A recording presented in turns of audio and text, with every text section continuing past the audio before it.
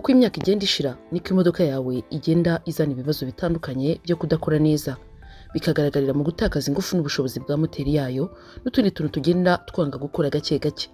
Ibi ntitwatinya kuvuga ko biguhangayikisha, byose kubera ko moteri zikora cyane, kubera kugenda imodoka ihagarara bya buri kanya bitewe na za ambuteyaje ica muri mihanda mibi cyangwa ikihuta cyane, bityo bikayinaniza. Ariko kandi moteri ikagenda yangirika itanatewe n'iyi mihanda gusa, ahubwo bigaterwa no kwangizwa n'amavuta n'ibindi bigenda bizishyirwamo bituma moteri ishobora gusaza vuba, n'ibindi byuma by'imodoka bikagenda bitora umugese. Icyo utamenye ni uko amavuta ashyirwa muri moteri yawe hari amavuta atayigirira neza, nyamara hari amavuta meza yahindura ubuzima bwa moteri y'imodoka yawe, bityo imodoka igatana n'ibibazo bya buri munsi. Amavuta ya X1R atuma moteri y'imodoka yawe ikora neza ku kigero cyo kuzigama byibuze essence cyangwa se mazutu kuri 30% yewe wari usanzwe ukoresha. Aya mavuta yongerera imbaraga moteri, kandi ibi bigatuma ibyuka byangiza ikirere bisohoka mu modoka bigabanuka.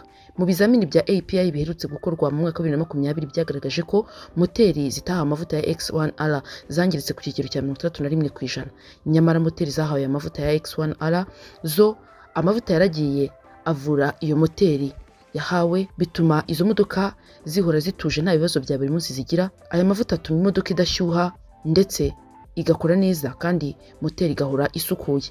Ibi ni ibyanzuwe n'abahanga bakora muri za kaminuza zikomeye ku isi hamwe n'indi miryango itandukanye. Urugero rworoshye ni ikigo cya NASA cyakoresheje aya mavuta muri gahunda ya porogaramu zitandukanye zo kohereza ibyogajuru mu isanzure, aho hashize imyaka irenga 21 aya mavuta ya X1R ari yakoreshwa, ndetse ibi byuma bikaba nta kibazo byigeze bigira. Aya mavuta ya X1R iyo yinjiye mu byuma bya moteri yawe bituma gukoranaho kwa moteri ku byuma koroha. Ibi bigatuma aya mavuta yongera ubuzima bwa moteri, akongera imbaraga zayo, bityo imodoka ikihuta.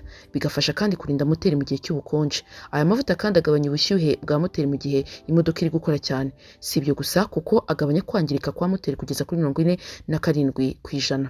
Tukivuga kuri ibi ngibi, uburemere bw'aya mavuta bufite garama 1.27 kuri santimetero kibe, nibwo bunatuma iyo yasutse mu mazi yo amanuka akagera hasi, mu gihe kandi ubusanzwe amavuta yo areremba hejuru.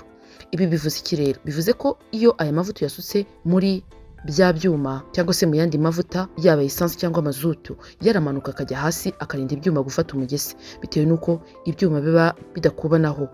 Akaba aya mavuta yagufasha kuzigama essence na mazutu ku kigero cya 25%, akanongera uburambe bw'ikinyabiziga ku kigero cya 47%. Si ibi gusa, aya mavuta ya X1R agabanya urusaku rwa moteri no kunyeganyega. Muri make ni nayo mpamvu aya mavuta ya X1R bayita vitamine y'imodoka. Reka nkubitse ko niba aya mavuta uyakeneye wagana Sator Rwanda Limited ikorera Nyabugogo mu nyubako yo kwa Manu muri etaje ya 4. Ariko kandi mu buryo bwihuta ushobora kubahamagara kuri 078 11 38 155 cyangwa ukahamagara kuri 078 02 44 911.